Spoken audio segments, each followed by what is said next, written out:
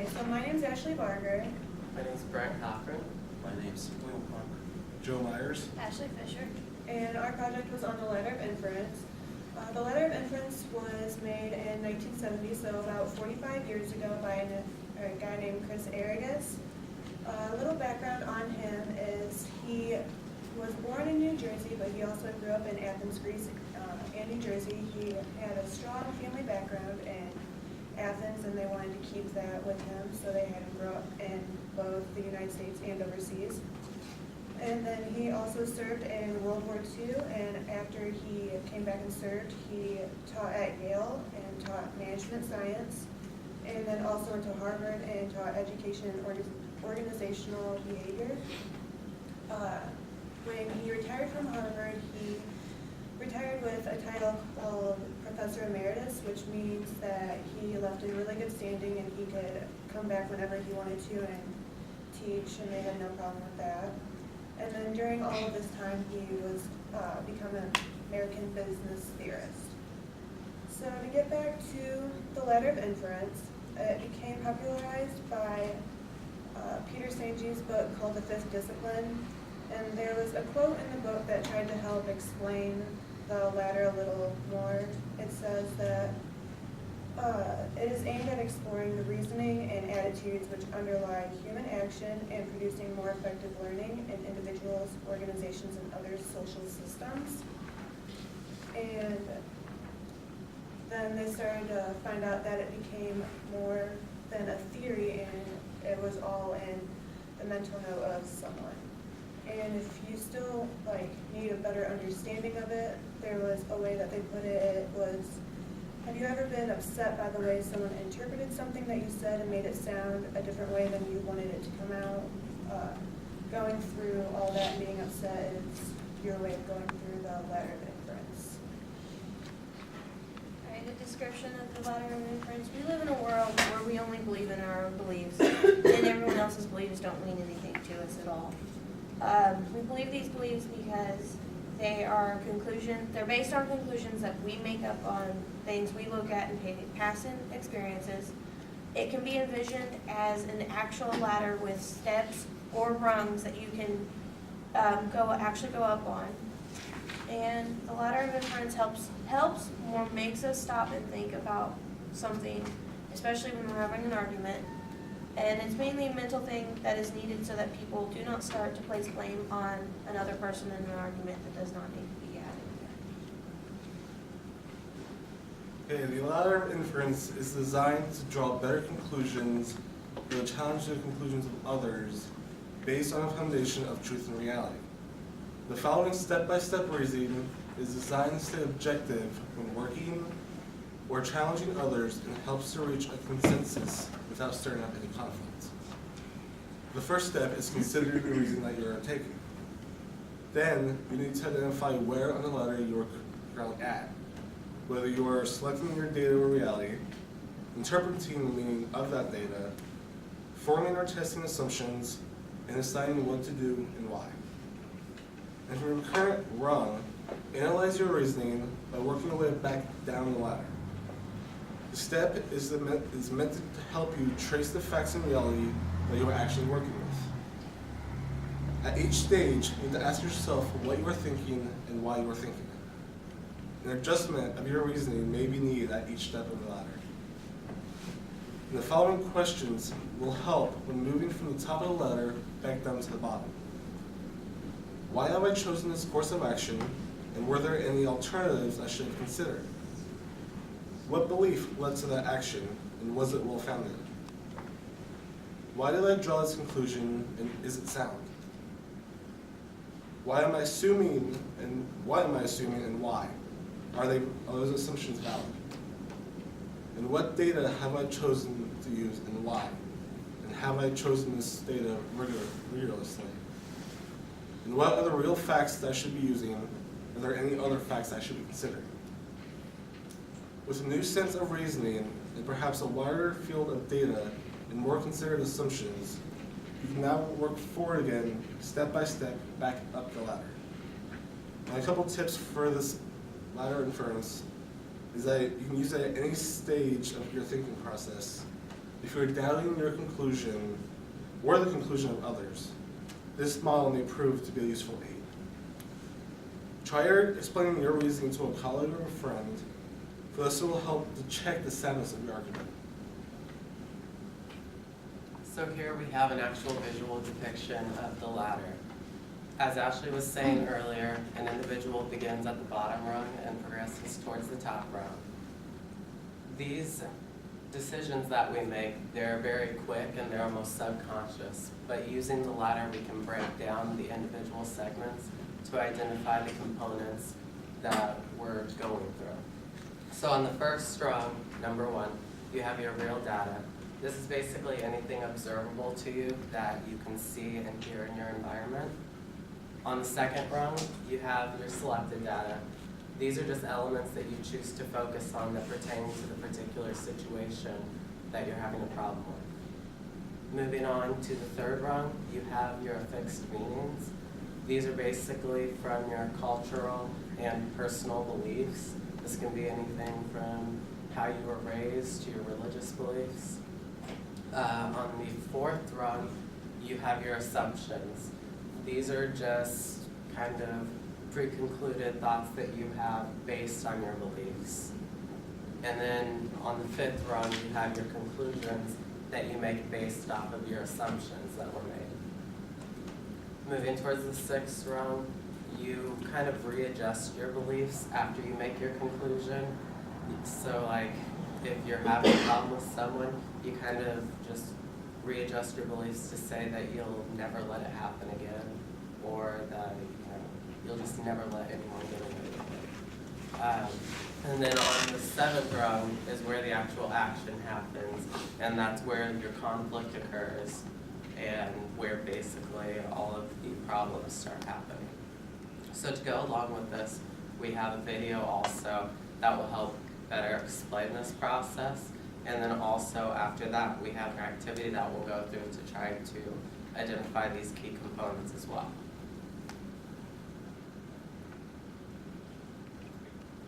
Still with me? Great. Let's take a real-life example, run it up the ladder, and see how this all works.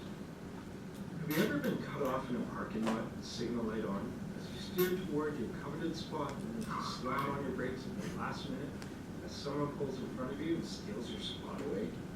Imagine that experience and notice all of the data and observations landing on the first rung of your ladder. Now let's watch what we pay attention to on the second rung. Who cares that it's sunny out and the birds are chirping? 50% off sign outside of your favorite store is meaningless. You filter in the sensation of your grip tightening on the wheel, feel your blood pressure rise, hear the squeal of your brakes, and you notice the expression on the face of the other driver as he pulls in front of you and quickly looks away. And for our third rung, ever since you were young, your parents taught you the importance of waiting in line and taking your turn. You live and die by the rule of first come, first served. And now this guy's just stolen your spot. What kids? Up to the fourth rung we go. Watch closely as our assumptions take over and our story creates itself. That stupid jerk. Didn't his parents teach him anything? How could he not see my signal?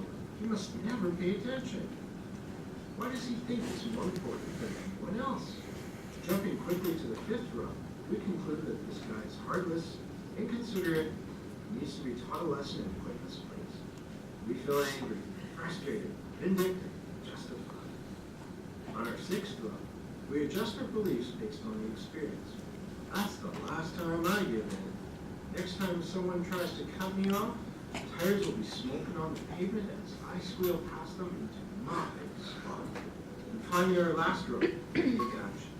We back up, pull up behind this car, honk our horn, and roll down our window to scream a few choice words. Now, imagine, he walks over quickly, apologizing. His wife, who is almost due with their first baby, called him from inside the mall to say she's in labor and needs to get to the hospital immediately. We're momentarily shocked, apologize profusely, and wish him luck as he rushes toward the entrance.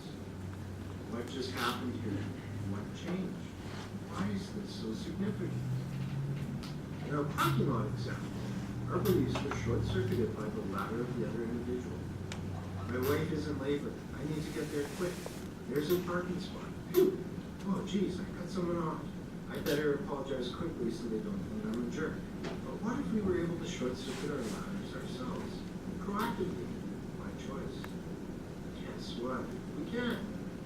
Let's return to our unique human function of free will. Next time you notice yourself reacting to your experience, pay focused attention to your ladder. Ask yourself what beliefs are at play. Where did they come from? What data and observations did you filter in as a result of your beliefs? And why? Are your assumptions valid and supported by facts? Would a different set of assumptions create different feelings and result in new and better conclusions and actions? We all have our own unique ladder. Be mindful of yours and help others to see theirs.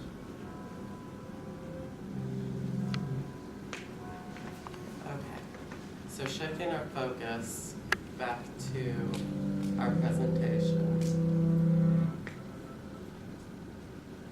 We have developed a scenario on the piece of paper that we handed out to you, if we all want to read along with that.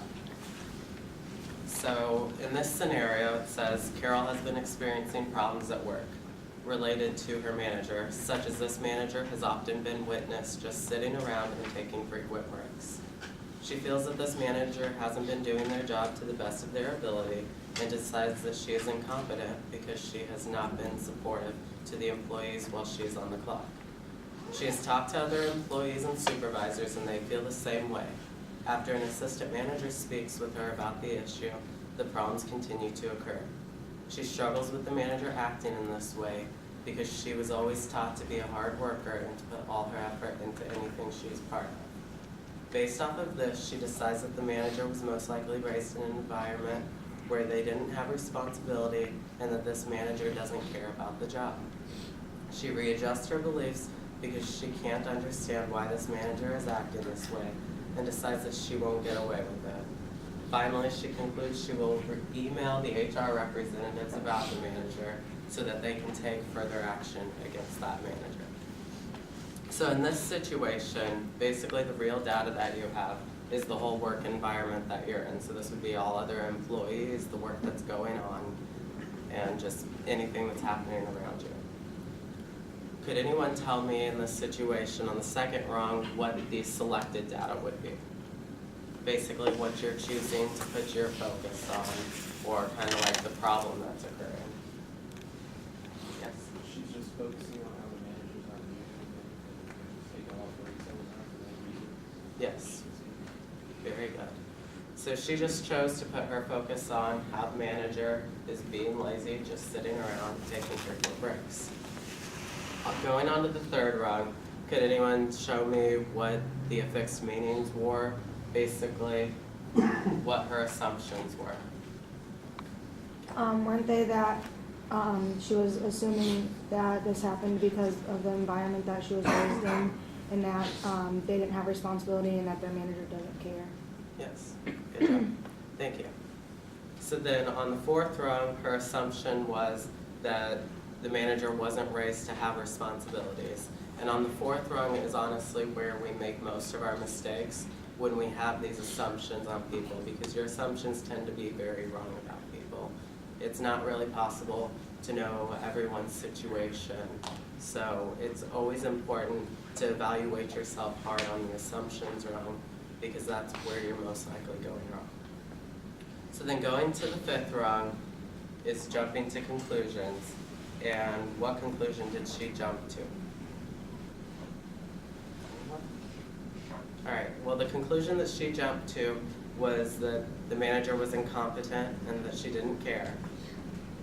Going on to the beliefs, she kind of readjusted her beliefs, saying that she wasn't going to let the manager get away with it and that this just wouldn't happen again. And then the actions that she took was contacting HR. So not necessarily is it that she handled the situation wrong, it's just that she can handle the situation better instead of going to such high authority to take action against someone. It's always important to just make sure you're backtracking through the ladder making sure that you aren't jumping to these conclusions, making assumptions on people, and just really making yourself more self-aware of your actions. The usefulness of the tool is there are many types of situation and industries will be suited, and it can be used anywhere. It can also figure out where it went wrong in the decisions, and it can also summarize the research. And for the situation, it can be where someone is misinterpreted or mislook at the situation and the wrong assumption. There are main points which are employee conflict and decision making, managing problem, and solving the conflict and analyzing the solution. There are many benefits of using the tool, which is helping to increase your self-awareness, and it helps you to determine common assumption. So in conclusion, like we were talking about, it's just very important for you to be self-aware of the decisions that you're making. And thank you.